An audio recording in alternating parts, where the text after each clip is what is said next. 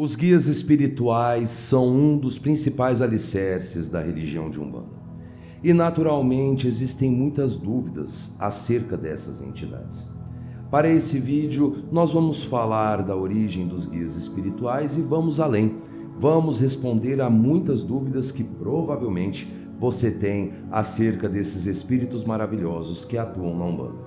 Vamos lá. Meu saravá fraterno a todos, eu sou Renato Bosco, dirigente do Templo de Umbanda, Zé Pilintra e Caboclo Pena Branca.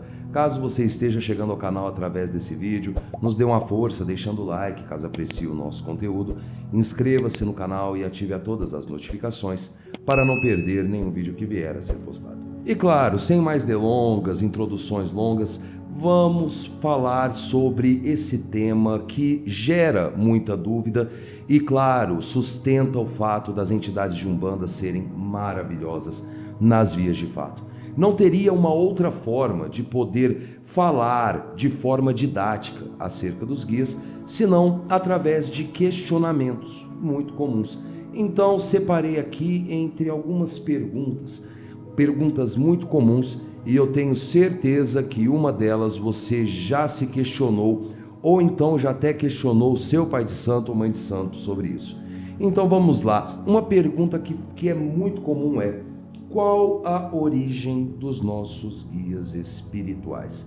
Nós devemos entender que os guias espirituais, eles foram como nós, pessoas encarnadas, pessoas que viveram as suas lidas, as suas vidas, tiveram seus desafios, cometeram erros, consertaram e assim foram adquirindo méritos, adquirindo sabedoria para poder nos guiar na jornada terrena. Mas uma coisa é o espírito ter se tornado um guia e não a vida pregressa dele. A origem do guia na vida da pessoa, para nós podermos entender melhor, nós devemos entender um pouquinho do conceito de reencarnação. A reencarnação, comumente, ela acontece quando pessoas cumprem com sua missão ou então com a sua etapa de crescimento / evolução numa vida anterior e assim, através desses méritos, através desse crescimento, ela consegue, de certa forma, planejar, entre aspas, a sua reencarnação.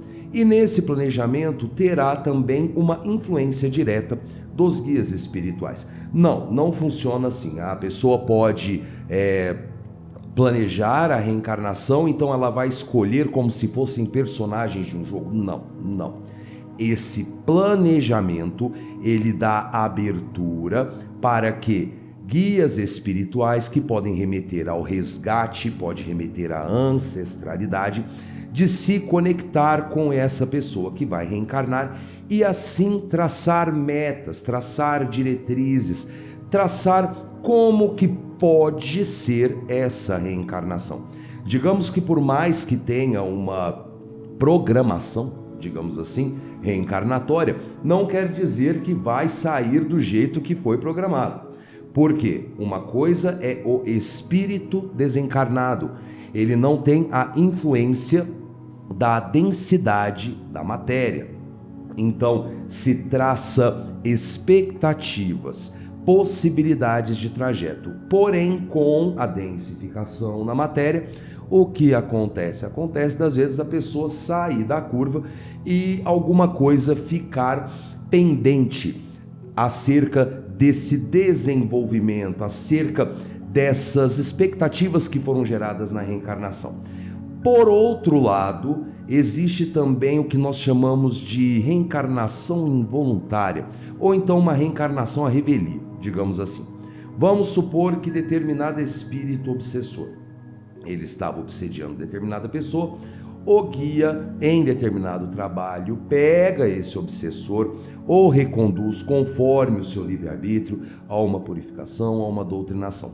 Só que uma coisa é capturar, outra coisa totalmente diferente é o espírito aceitar aquilo. Então, muitas vezes, por uma determinação da espiritualidade superior, é onde determina que esse obsessor acabe reencarnando involuntariamente. E nesse reencarnar involuntário, como ainda tem muito aquela ideia densa, aquela ideia viciosa que é muito comum dos obsessores, a espiritualidade superior determina guias espirituais para essa pessoa. Determina que determinados espíritos vão guiá-la para proporcionar uma cura, para proporcionar uma progressão, para que assim consiga viver essa vida encarnada em que ela reencarna involuntariamente, mas com o aprendizado necessário.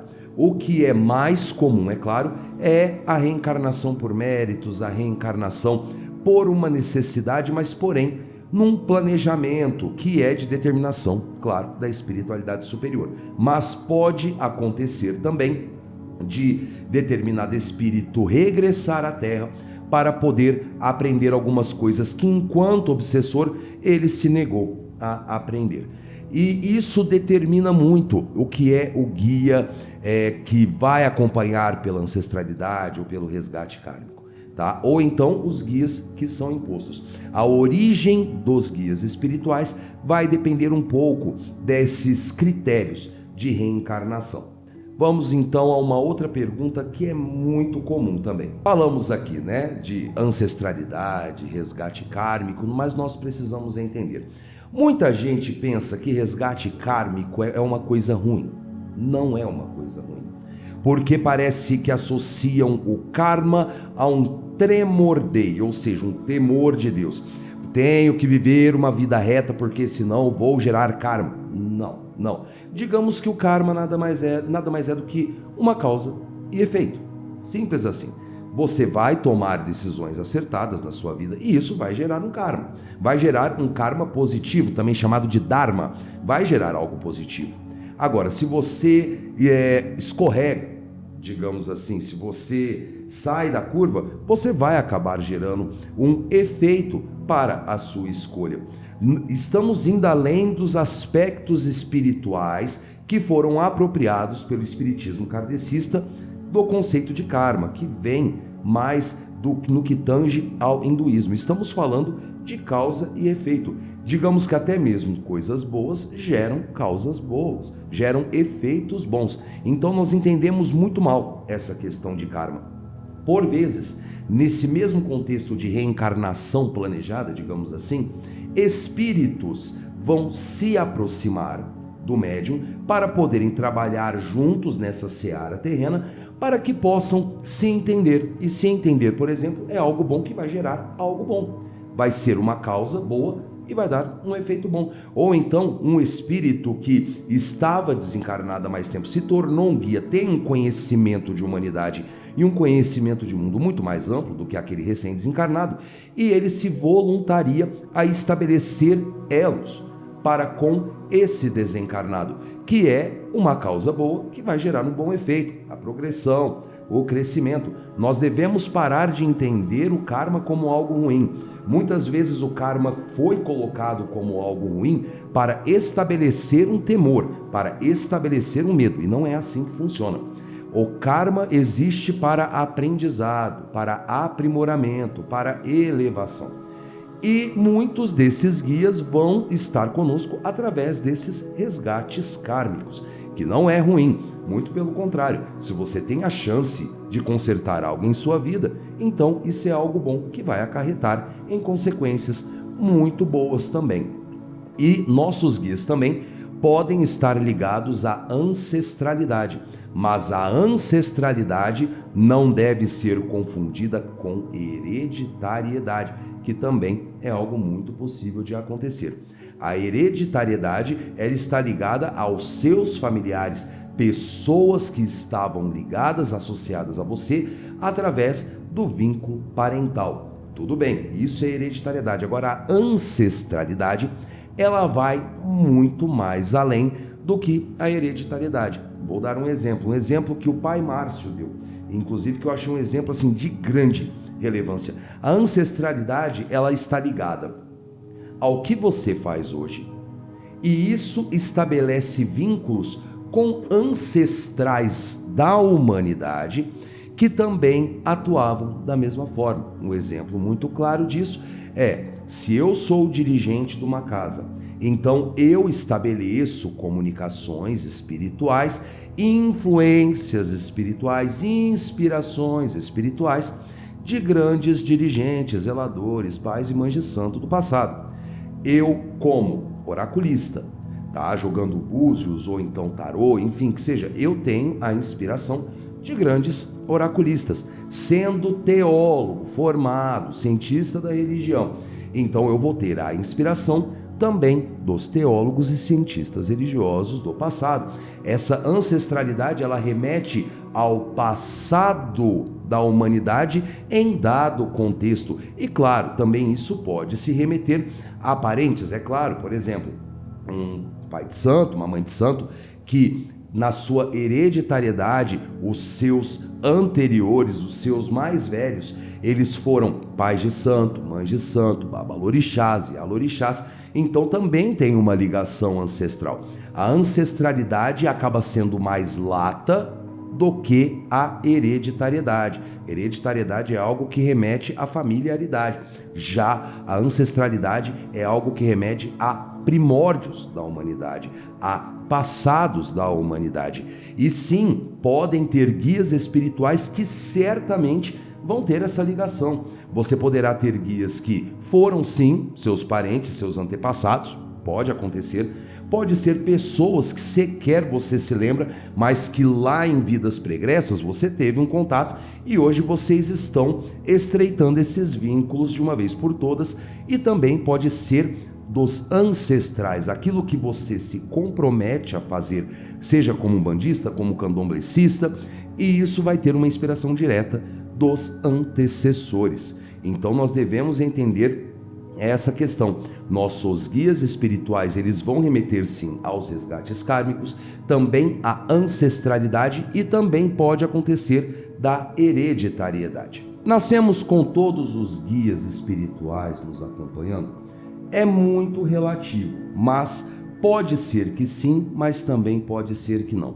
Algumas pessoas podem estar sendo acompanhadas por toda a sua família espiritual desde o começo, mas outras pessoas podem estar acompanhadas apenas dos espíritos de alicerce, que geralmente é o anjo da guarda, guardião do Ori e assim sucessivamente, mas também de Herê, Caboclo Preto Velho, Exu e Pombagira. Por quê? Vamos entender. Herê, Caboclo e Preto Velho, eles remetem muito à nossa existência material, a nossa existência física aqui na Terra. O Herê simbolizando a infância, o Caboclo vai estar simbolizando a adolescência / vida adulta e depois Preto Velho a velhice, já remetendo à etapa final da existência humana. E claro, também Exu e Pombagira, porque são guardiões, então nós precisamos da guarda desses espíritos desde o nosso nascimento. Geralmente são esses que nos acompanham com frequência desde o início da nossa existência. Agora, outros espíritos, como por exemplo o boiadeiro, o baiano, o cigano, o malandro, eles podem estar aparecendo em etapas da nossa vida, ou que nós nos abrimos ao contato com essa espiritualidade, ou então quando se demanda uma necessidade da intervenção desse espírito em nossas vidas. Um momento, por exemplo, que você está precisando de muito jogo de cintura, é onde o malandro se achega de você para poder te auxiliar nessa etapa da sua vida e assim ele já se aproxima de você. Não é regra absoluta que nós vimos acompanhados já desde da infância, desde quando nós reencarnamos. Às vezes nós vamos caminhando, nós vamos escolhendo, nós vamos nos situando e esses espíritos vão se aproximando. E é por isso mesmo que naquela primeira pergunta que eu falei que se traçam projeções da reencarnação, mas o livre-arbítrio não é violado, por muitas vezes uma pessoa pode pegar um caminho fora da curva e não ter contato com determinada entidade espiritual. Então é algo bem relativo, mas dá para a gente entender que nem sempre nós estamos com toda a nossa família espiritual desde o início, mas conforme vamos caminhando, crescendo, aprendendo e compreendendo, eles vão se aproximando de nós. Uma pergunta também muito comum: todos têm guias espirituais? Sim, tem, mas nós devemos entender algumas características bem básicas. Digamos assim, em aspectos espirituais, todo ser encarnado tem guias espirituais, independente de credo, independente de filosofia. Todos nós temos nossos espíritos amigos que nos auxiliam na caminhada terrena. A questão é, para você ter o guia ativo em sua vida, você precisa acreditar nele. Você precisa ter fé da crença daquele espírito. E eu não digo somente no que tange a Umbanda, com pretos velhos, caboclos, herês, baianos, Exu, pombagira, essas coisas. Não. Por exemplo, para o espírita ter o auxílio do seu mentor espiritual, ele tem que ter fé e acreditar que aquele espírito está presente, pois a fé aproxima a espiritualidade de nós.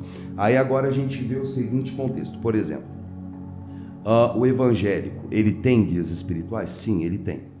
Ele tem, mas o que acontece? Geralmente, infelizmente, o guia evangélico, o evangélico, desculpe. O evangélico acaba achando que os guias espirituais, né, o preto velho, o caboclo, o baiano, são espíritos malignos, porque tem aquela coisa bíblica que fala que ao homem só é permitido morrer uma vez, portanto não haveria uma influência espiritual no nosso mundo, né, no planeta. E então eles acabam achando que ou são espíritos malignos, ou são demônios, ou qualquer coisa malfazeja do gênero. E os guias espirituais, pessoal, eles respeitam as nossas imposições. Se por acaso a pessoa decide acreditar que são espíritos malignos, eles não vão fazer o mal para a pessoa. Eles simplesmente se afastam, e se for dos caminhos dessa pessoa, eles irão depois se reaproximar com o devido desenvolvimento, a compreensão, o amadurecimento dessa pessoa. Sim, nós temos guias espirituais, todos nós temos, mas deles participarem ativamente da nossa vida, nós devemos ter fé. A fé é a que melhor magnetiza a nossa firmeza de guia para com o médium e médium para com o guia. Uma outra pergunta que é muito comum: é normal eu ter mais afinidade com determinada linha de trabalho? Sim, é perfeitamente normal, perfeitamente compreensível que você tenha afinidade com determinadas linhas e com outras não. E dependendo do que eu falar aqui agora, vai chover de críticas e tudo mais. Por exemplo, eu trabalho muito com o seu Zé é meu guia de frente, né? Então é muito normal que em gira de preto velho, baiano, boiadeiro, marinheiro, ele apareça, sobretudo quando tem atendimentos, filhos novos na casa aparecem, então ele está sempre à frente nesse contexto. E trabalho bem com outros guias espirituais, porém um guia espiritual que eu não trabalho por não ter uma afinidade e também por outro motivo que eu vou falar aqui, é com Herê e Exu Mirim, tá? Trabalho muito pouco com o Quinzinho, no caso, o Joaquim, e com o Brasinha. E é somente por uma questão de afinidade? Não. Vamos entender. Os guias da Umbanda que nós acabamos colocando como ativos de uma linha de trabalho, né? Tem a linha do Preto Velho, do Caboclo, do Herê, e assim sucessivamente, além de espíritos que praticam a caridade, eles também influenciam em nossa vida de alguma forma.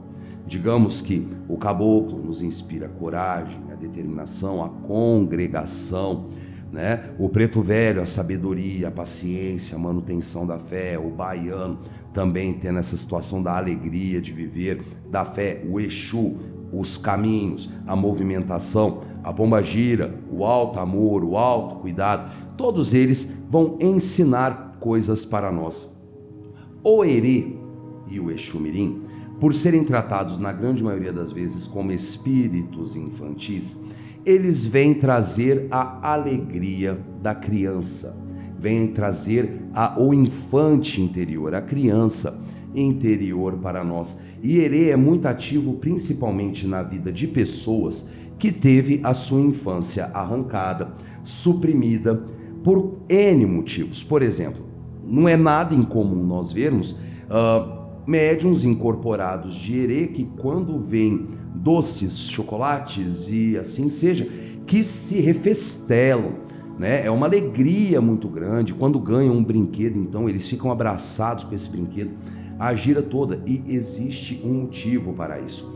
Herê vai atuar mais ativamente na vida da pessoa que teve a sua infância suprimida, que teve a sua infância negligenciada, que teve a sua infância mal aproveitada. Às vezes a criança, você quando você era criança, estava com vontade de um doce e seu pai ou sua mãe não deu, ou porque não podiam, ou porque achavam que você ia te fazer mal, ou coisa do gênero, ou então aquele brinquedo que às vezes era muito caro para os seus pais comprarem, ou então os pais achavam que não era servível para você e você fica com vontade daquilo. São pequenas supressões na infância.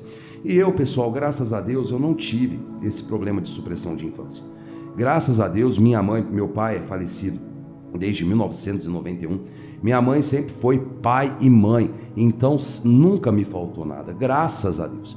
Então, eu tive uma boa infância, portanto, eu tenho comigo já um certo domínio de uma infância, de uma criança interior, porque eu aprendi e aproveitei. Então, Herê e Exu Mirim, eles vão participar menos ativamente na minha vida, mas não quer dizer que eles não me acompanham, e também não quer dizer que em determinado momento da minha vida eu não vá precisar deles. Por isso que é importante fazer sempre um agradinho, principalmente quando você não trabalha muito com Herê, sempre fazer um agrado para manter um contato com essa criança, porque às vezes nós achamos que não estamos sendo influenciados, no caso desse exemplo, né, o Herê, mas o Herê está participando ativamente, porque se eu já tenho essa criança interior, graças a Deus, bem consolidada, Herê acaba dando essa manutenção, não precisando necessariamente incorporar, mas agindo no meu cotidiano, agindo no meu dia a dia.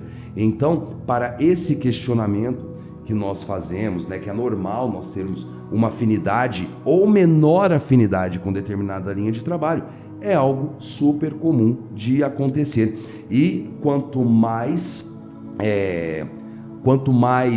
facilidade de assimilação, maior afinidade, também isso favorece em como sua mediunidade vai estar atuando para com aquele guia. No caso, com o Zé Pilintra, eu sou um médium inconsciente. Eu não lembro de Barunfas, os seus 7 catacumbas, o Pantera Negra, que são guias mais próximos de mim, o Pai Guiné, né? Eles são mais próximos de mim. Agora, os outros que são menos próximos, é normal termos uma semiconsciência. É algo muito comum, então não se assuste se essa era a sua dúvida. Anjo da guarda é um guia espiritual? A questão do anjo da guarda, pessoal, já gera debates por si só. Tem gente que acha que não deve ter a influência cristã, angiológica, né, do anjo da guarda na Umbanda. Tem gente que chama guarda de Ori. Tem gente que pensa que o anjo da guarda é o guia de frente da pessoa. São várias as definições. Então eu acho que a melhor forma de nós entendermos isso é entendendo o anjo. Eu já fiz um vídeo há muito tempo sobre o anjo da guarda na Umbanda. Caso depois você queira dar uma olhada para ter mais detalhes, vai estar o card aqui em cima para você poder acompanhar. Quando nós falamos de anjo, nós não estamos falando de uma entidade, tá? O anjo, ele é um ente, sim, mas ele não é incorporável, ele é algo muito próximo de Deus. E quando nós falamos em anjo, tá? Nós estamos falando de um mensageiro de Deus, entende? Portanto, o anjo, ele é uma centelha de Deus que estabelece uma ponte de conexão conosco para com Deus e Deus para com as pessoas. Nós já citamos exemplos diversos nesse vídeo, exemplos bíblicos do que seria o anjo da guarda. O anjo da guarda não tem asinha, não tem auréola, são criaturas amorfas, assexuadas, ou seja, eles não têm forma, eles não têm sexo, não têm definição de gênero. São potências puras de Deus que são designadas para nos guardar, sobretudo na proteção dos campos mentais superiores e inferiores. Campo mental inferior são as memórias da nossa vida atual, ou seja, o nosso passado, na infância, na adolescência, os erros, os acertos, as conquistas, os vexames, tudo isso está associado ao campo mental inferior. O campo mental superior é o campo mental onde está as memórias da nossa vida pregressa, portanto, nossas pontes de conexão com os guias espirituais. E o anjo da guarda, por ser uma potência divina muito próxima a Deus, as suas influências nos auxiliam a ter essa proteção dos campos mentais superiores e inferiores. E em um aspecto teológico, o anjo é um mensageiro da humanidade para com Deus e vice-versa, sendo dividido em hierarquias. E essas hierarquias não é um mais poderoso que o outro, é de forma de organizar as legiões celestes, digamos assim. Então, o anjo da guarda, ele não é incorporável, na nossa visão doutrinária, pelo menos, ele não é incorporável. Nós sentimos a influência dele na nossa vida através da nossa reconstrução, da nossa reformulação íntima, tá? Então, é amplo e pela nossa visão, porque nós nunca falamos o que é verdade e o que é mentira. Não existe verdade absoluta. Mas no nosso entendimento acerca de anjo da guarda, é uma potência incorporável, mas presente e ativa na sua vida, que vai lhe auxiliar no seu processo de reconstrução, de reformulação, de fortalecimento da fé, pois ele é o que tem o contato e a chave dos seus campos mentais, que são essenciais para que você possa viver de forma salubre na vivência espiritual, enquanto na experiência humana. Pai de santo pode dar, entre aspas, guias espirituais?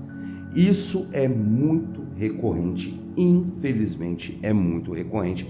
Determinado pai de santo, mãe de santo, ir lá jogar um búzio, né, ou coisa do gênero, e falar para aquele médium assim, ó, você vai trabalhar com caboclo cobra coral, vai trabalhar com pombagira dama da noite, vai trabalhar com malandro Zé Pretinho. Eu acho que assim, é uma petulância muito grande, porque se nós falamos de resgates kármicos, se nós falamos de ancestralidade, ninguém conhece os seus resgates e suas ancestralidades melhor do que você mesmo. Ninguém conhece. Nenhum pai de santo está devidamente capacitado a saber mais do que você. Afinal, quem estabeleceu esses vínculos foi você. Não foi o pai de santo, não foi a mãe de santo. E isso gera um problema um tanto quanto gritante, pessoal, porque assim, supondo que você, médium, o pai de santo falou que você vai trabalhar com Exu Tiriri, mas na sua caminhada espiritual estava Tranca-Rua das Almas. Então o que acontece? Você coloca aquilo na sua cabeça como uma verdade tão sólida, uma verdade que é impossível de ser violada, que o seu guia espiritual, ele vai falar assim, não, tudo bem, me chama de Tiriri que tá tudo certo. Mas é Tranca-Rua das Almas, só que isso gera uma consequência. A consequência é que você não vai aprender nunca como estabelecer um vínculo natural, um vínculo verdadeiro com o Exu que te acompanha, que no caso seria, nesse contexto, o Tranca-Rua das Almas. Então, sua conexão sempre vai ficar por metade, a entrega ficará sempre por metade, e você perderá a chance e também vai perder o compromisso que você fez antes de você reencarnar de estar atuando na verdadeira natureza com Exu, Tranca-Rua das Almas. E a verdadeira natureza está associada também à sua nomenclatura simbólica. Portanto, no nosso entendimento, pai e mãe de santo não pode ficar dando guia espiritual para as pessoas, porque se coloca o pai e a mãe de santo falando assim, ó, você vai trabalhar com fulano de tal e fulano de tal, é como se você estivesse estabelecendo um vínculo de escravidão com a espiritualidade. E nós não mandamos em nada, pessoal. Nós não mandamos em nada. Aí vai aparecer um irmão aí e vai falar assim, não, mas aí o pai de santo ele tem a outorga do plano espiritual. Não é bem assim que funciona. Ninguém tem autoridade para saber da sua ancestralidade melhor do que você mesmo. Claro, tudo tem que ser com muita supervisão. Tem que ter sim o auxílio do pai de santo, da mãe de santo, do dirigente, da dirigente, do zelador, da zeladora, mas nada além de orientação. Colocar guia na cabeça das pessoas não faz bem para a saúde espiritual. E agora essa pergunta ela se comunica diretamente com essa anterior que nós falamos e você vai entender o porquê. Um guia espiritual pode ser amarrado. Também é outra coisa que vai dividir muitas opiniões. No nosso entendimento, um guia espiritual não pode ser amarrado por ninguém. O que acontece é o seguinte: dirigentes, zeladores, pais de santo e mães de santo, muitas vezes, não todos, tá, pessoal? Para toda regra tem exceções e tem dirigentes, pais de santo e mães de santo maravilhosos, o diga-se de passagem, só que tem aqueles que se utilizam de ardilosidade. Ou seja, vamos supor, o médium está lá no terreiro, trabalhando e tudo mais, só que ele começa a ver algumas coisas um tanto quanto subversivas, né? E aí ele vê que aquele terreiro não é mais para ele, que ele vai para outro terreiro, vai continuar seu crescimento. Aí o pai de santo, a mãe de santo fala assim, ó, se você sair, eu vou amarrar seus guias, você não vai incorporar nunca mais na sua vida. Mas fala isso com uma eloquência, com um determinismo muito grande, que isso fica alojado no subconsciente da pessoa e a pessoa por si mesma amarra a sua própria mediunidade. Por isso mesmo que eu falo, o conhecimento liberta. Então, nós não devemos nos deixar aplacar pela ardilosidade de alguns pais e mães de santo, tá? O guia espiritual que foi conferido a outorga de te acompanhar diretamente por Deus vai ser amarrado? Não tem como, pessoal. E o que acontece? Perdão. Muitas vezes, o pai de santo e a mãe de santo que põe guia espiritual na cabeça da pessoa e a pessoa adota aquilo como uma verdade absoluta, o pai de santo e a mãe de santo já sabe que essa pessoa é facilmente influenciada. Então, se coloca que você trabalha com Exu Tiriri, mas na verdade você trabalha com Tranca-Rua das Almas. Você nunca vai ter uma entrega completa com o Tranca-Rua das Almas, chamando ele de Tiriri, achando que ele é um outro Exu, senão Tranca-Rua das Almas. Portanto, sua proteção também fica por meia. Por isso mesmo que eu falo, é necessário fé. É necessário fé para poder ter a proteção dos guias espirituais. Aí o que acontece? Você resolve mudar de terreiro e então o pai de santo fala, não, eu vou amarrar a sua mediunidade.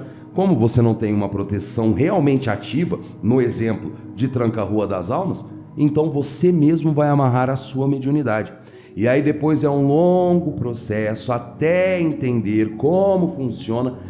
Aí que está o grande problema. Nós não vemos como possível amarrar guias espirituais, mas o próprio médium, por ser incauto, por se deixar-se subjugar pela ardilosidade de pais e mães de santo, acaba suprimindo a sua própria mediunidade, não havendo qualquer tipo de trabalho magístico para isso. Portanto, conhecimento liberta, estude, procure saber para não ser alvo de alguns desses líderes religiosos que se utilizam das ameaças para poder fazerem o que querem. E mais uma coisa que está ligada com a parte de pai de santo, colocar guia espiritual na cabeça da pessoa e também o lance de amarrar entidade também. Um terreiro que tem o meu assentamento, os guias ficam naquele terreiro somente? Não, pessoal. E detalhe, assentamento nunca foi fundamento para toda a corrente mediúnica. O assentamento é recomendável, sobretudo, para pais, mães de santo, dirigentes, que estão à frente dos trabalhos, portanto, ficam mais vulneráveis ao repuxo energético. Geralmente são os dirigentes, sacerdotes, como você queira chamar, que têm os assentamentos. Só que alguns terreiros, alguns, mais uma vez, fazem essa questão do assentamento justamente para infundir na cabeça da pessoa que os guias que acompanham ela somente atuarão naquele terreiro. Aí depois o que acontece? A pessoa quer mudar de terreiro, vai ter dificuldades em tirar o assentamento de lá, vai ter ameaças e assim a pessoa vai travando a sua mediunidade. Não é um assentamento que segura as suas entidades. Aliás, nenhum templo vai segurar as suas entidades, meu irmão e minha irmã. Muito pelo contrário. Os seus guias espirituais tem responsabilidades para com você, para com a sua missão, e não com templos, instituições religiosas. Se fez um assentamento, você sabe que aquilo lá é apenas um canalizador. O assentamento ele só vai ter força a partir do momento que você deixa que aquele assentamento submeta você. Agora, quando você pratica uma fé racional, que você sabe que para determinado assentamento ter o efeito, você precisa energizar mentalmente, ou seja, ter a fé que aquilo lá é um canalizador de energias, aí tudo bem. Mas caso contrário, se você não deixa se dominar por essas coisas, você vai ter a ciência de que os guias espirituais que te acompanham têm um compromisso com você e com sua missão, e não com terreiros. E muitas vezes o guia espiritual te encaminha para outro terreiro, porque lá você já aprendeu o que precisava aprender. É hora de procurar outra etapa. Difícil é um bandista, meu irmão e minha irmã, que se desenvolve mediunicamente em um único terreiro sua vida toda. Muito pelo contrário, vai pular de galho em galho até achar algo que preencha o seu ser, que preencha o seu coração e que sustente a sua fé. Por isso mesmo, conhecimento liberta. Não caia nessas ardilosidades. Se você tiver um assentamento lá que fizeram para você, é muito simples. No outro, ou você vai fazer um outro assentamento, ou vai ter outra forma de você estabelecer uma conexão com seus guias. O assentamento não é uma âncora, não é um cadeado, é apenas um canalizador. A força que ele exerce em sua vida depende da força que você dá para ele. Guias espirituais podem nos abandonar? Não. Porém, vamos trabalhar com exemplos. Uma pessoa foi um bandista durante 10 anos, sempre teve a presença dos guias espirituais com ela. Só que aí, de repente, ela desanima da Umbanda por N motivos e ela passa a ser evangélica. Passando a ser evangélica, vai ter uma doutrinação. Não é todo evangélico, tá, pessoal? Tem muito evangélico que respeita, tá? Gostaria que fossem mais, mas os que temos nós já damos graças a Deus. Aí fazem uma reformulação na crença desse ex-umbandista que se torna evangélico, aí vai achar que os guias são capeta, que eles são espíritos atrasados e que vão fazer o mal, e por aí vai. Os guias simplesmente vão respeitar a sua posição e vão se afastar. Se você perde a fé neles, não tem o porquê deles estarem próximos ou ativamente próximos. Eles vão estar distantes, mas ainda vão estar lhe observando. E quando a correia apertar, por mais que no caso desse exemplo a pessoa vai falar, glória a Deus, né? Ou então o Espírito Santo, talvez eles estejam agindo até mesmo pelo que a pessoa passa a acreditar. Porque eles não vão ficar na cabeça assim, você deixa de ser um bandista, a gente vai te abandonar. Não. Os guias são mais sábios do que nós. Os guias sabem que o abandono, o desleixo não faz bem para a saúde do espírito.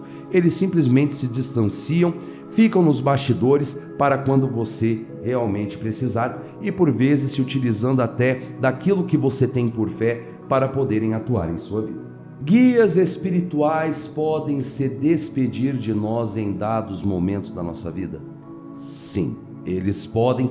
Não é legal, tá? Muito pelo contrário, sobretudo quando a pessoa tem um apego muito grande com a espiritualidade que a acompanha, mas sim, é plenamente possível que determinado guia te acompanhe até determinado momento da sua vida. Por quê? O guia e o médium traçam missões juntos. Só que não necessariamente essa missão pode se estender até o final da vida do médium. Às vezes o médium aprende aquilo que o guia que está com ela aprendeu já e assim aquele guia vai para a sua próxima missão, para a sua próxima etapa e o médium continua. Acontece, é desagradável, mas por vezes não tem jeito. É a mesma coisa, isso já aconteceu comigo 2 vezes, tá? É raro, mas comigo já aconteceu 2 vezes e outros médiuns também.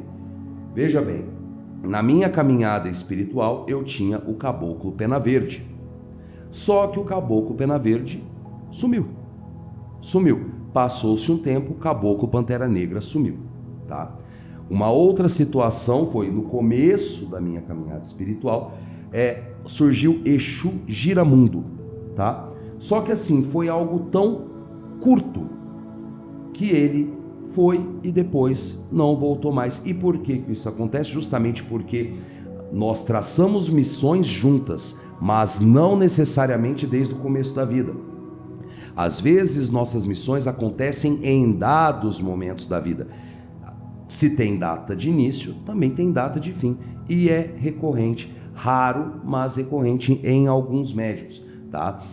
Eu já fiquei sabendo de médium, por exemplo, que trabalhou a vida inteira com o Exu Tata Caveira e de repente está trabalhando com o Exu Capa Preta, seguindo a sua caminhada. Há algo de errado nisso? Não. Por quê? O que nós sabemos de antes de nós reencarnarmos? Nós não lembramos de nada, pessoal. Às vezes nós, espírito, nosso eu espiritual, já estava bem assimilando a ideia, só que na condição da densidade e do apego que nós pegamos com os guias espirituais, é onde que a gente sente mais, e não pode sentir. Nós temos sim que ter apreço, respeito e amor pelas entidades que nos acompanham, mas temos que tomar cuidado para não ultrapassar a barreira do apego, porque aí o apego pode gerar danos até mesmo na sua saúde espiritual. Quantos guias por linha de trabalho uma pessoa pode trabalhar? É muito relativo, tá? Nós veremos pessoas, por exemplo, que trabalham com um preto velho, uma preta velha, um caboclo, uma cabocla e um caboclo mirim. Nós veremos pessoas que trabalham com um baiano, com uma baiana. Vão ter pessoas que trabalham com um malandro e uma malandra. Vão ter pessoas que vão trabalhar com 3 Exus, uma pombagira, 4 Exus e nenhuma pombagira, 4 Exus e uma pombagira, 3 pombagiras e um Exu. Tem toda essa questão, é algo muito relativo e também é um terreno muito arenoso. Tudo depende do quê? Do que foi conversado antes da reencarnação. Às vezes nós precisamos mais da influência de dada linha de trabalho em detrimento da outra. É algo que vai variar bastante. Por exemplo, eu trabalho com o seu Zé Pilintra, mas também trabalho com um outro malandro que se chama Durval, tá? E na esquerda, pombagira, tenho a Dona Maria Navalha nesse contexto, de malandragem. Mas o que acontece? Zé Pilintra nunca foi malandro. Ele era juremeiro, toda aquela história que a gente já viu no nosso vídeo. Colocaram, ou seja, nós colocamos Zé Pilintra como chefe da malandragem, mas comprovações históricas de que ele era malandro não existem, tá? Aí eu trabalho com o Durval e, como pombagira, a Dona Maria Navalha. Então, isso pode acontecer. Pessoas que trabalham com 3 a 4 Exus, outros que trabalham até com 7, o que eu acho que também é outro terreno arenoso. Eu não digo que é mentira, eu não digo que é verdade, mas é algo meio arenoso justamente porque quanto mais guias, mais espaço você abre para um animismo, para uma mistificação e assim sucessivamente. Nós iremos falar sobre essa questão do Exu daqui a pouquinho, mas não existe um número fixo, tá? Por exemplo, nesse exemplo que eu dei, que às vezes trabalham com um casal de espíritos, eu não tenho isso. Trabalho com 2 pretos velhos, um deles é Pai Guiné e o outro é Pai João do Cruzeiro. Caboclo é só o Pantera Negra, baiano é só o Zé do Coco, entende? Então é algo muito relativo e depende da necessidade das linhas em dados momentos da nossa vida. Guias espirituais podem dar coro nos médiuns? Vamos lá, pessoal, mais uma vez, a gente fez esse vídeo lá no começo do canal, mas foi mais com relação a Exu. Aqui estão falando que os guias podem fazer isso, todos, na totalidade. Vamos lá então. Se nós entendemos os espíritos como guias espirituais, é porque eles são espíritos mais evoluídos do que nós, têm mais conhecimento de mundo e também de humanidade. Então, se eles têm esse conhecimento de mundo e de humanidade, eles sabem que a violência não vira porcaria nenhuma, muito pelo contrário, gera o temor, gera o medo, que é diferente do respeito. Então, nenhum guia precisa te dar uma bengalada, precisa te fazer uma coisa do gênero. Não, eles não precisam disso. Como que eles fazem o médium aprender? Deixando o médium à própria sorte, deixar entrar com a cara na parede, deixar cair, para a pessoa ver que ela está no caminho errado. Que assim que ela vê que o caminho está errado, ela vê que ela precisa de reajustes, que ela precisa ser corrigida. Então, o guia não precisa dar coro. apenas deixa que a pessoa vá feliz e alegre para aquele infortúnio em questão. Porque é desse jeito que nós aprendemos. Nós não aprendemos assim, ou aprende no amor ou aprende na dor. Basicamente é isso. Às vezes eles falam, não faz, você vai lá e faz. Falta de aviso não foi. Então é onde eles esperam que você tenha a reflexão necessária. Guia não precisa dar cor em ninguém. Guia não precisa ser temido.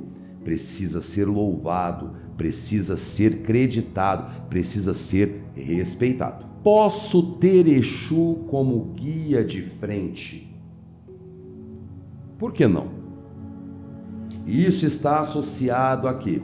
A demonização de Exu no decorrer das eras. É isso, né? Associando Exu ao diabo, Exu ao mal, quando na verdade Exu é totalmente o contrário. Então vamos lá. Exu pode ser meu guia de frente? Vamos entender. Exu é o movimentador das nossas vidas.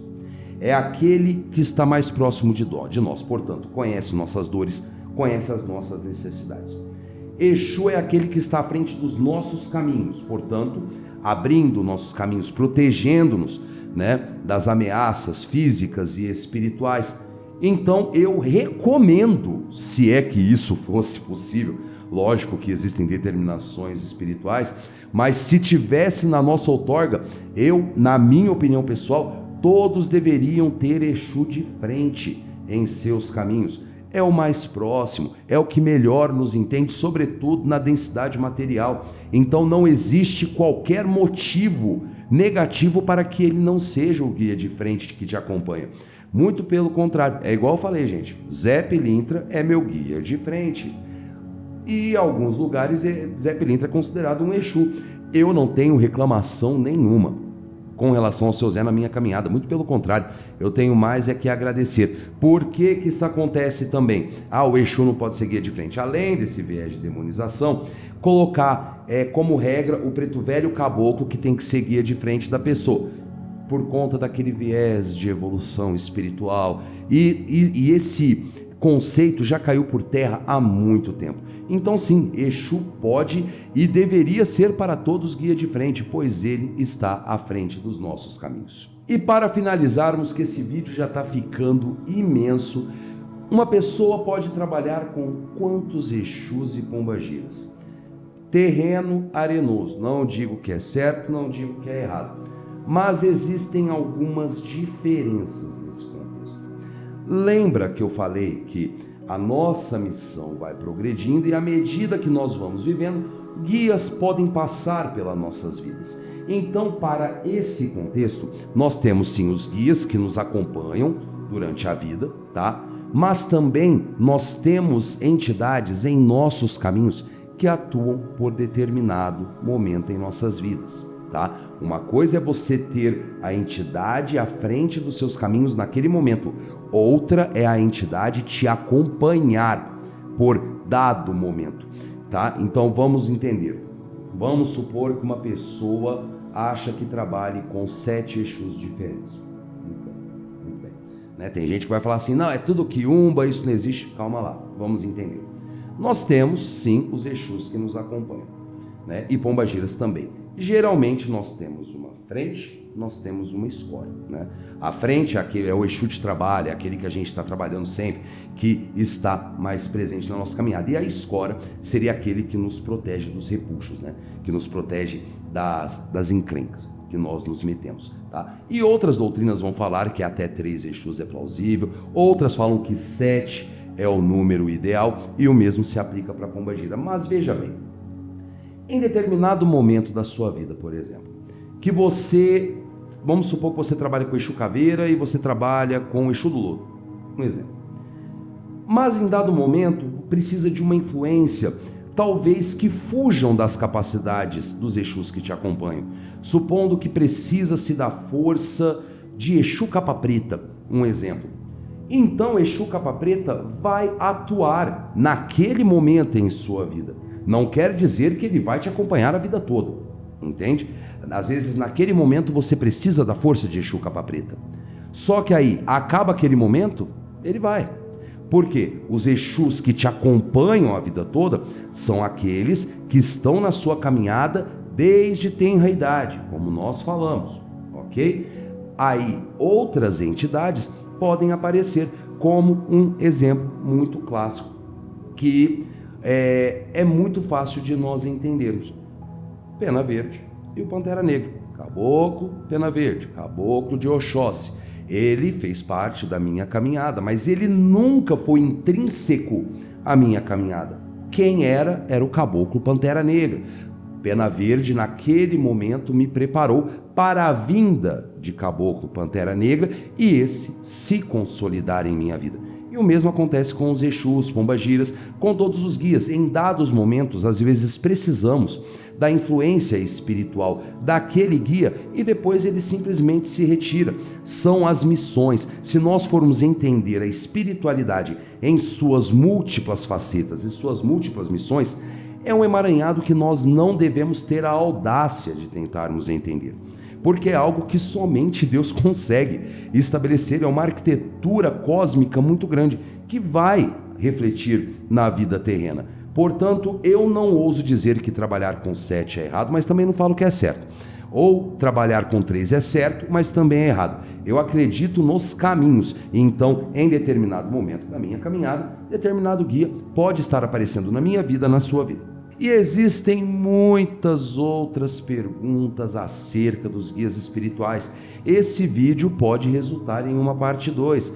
Caso você queira uma parte 2, por favor, deixe seu like para que esse vídeo, que foi trabalhoso, diga-se de passagem, possa chegar a mais pessoas. E comente o que você acha das respostas dadas, se você tem alguma outra dúvida para poder colocar nessa parte 2, vai ser muito importante e muito interessante também para trazer o máximo de conhecimento acerca dos guias espirituais. Eu vou ficando por aqui, muito obrigado por sua audiência. Não se esqueça de se inscrever no canal caso você seja novo, ative todas as notificações e, claro, deixe seu like, é muito importante para esse vídeo alcançar a mais pessoas. Sugestões de conteúdo ou então até mesmo opiniões e até mesmo perguntas acerca do vídeo, fiquem à vontade nos comentários, sempre estamos lendo, respondendo quando possível, mas sempre trazendo conteúdos sugeridos. Axé para quem é de axé, amém para quem é de amém, paz e luz, fiquem todos com Deus e até o nosso próximo vídeo. Tchau e até a próxima.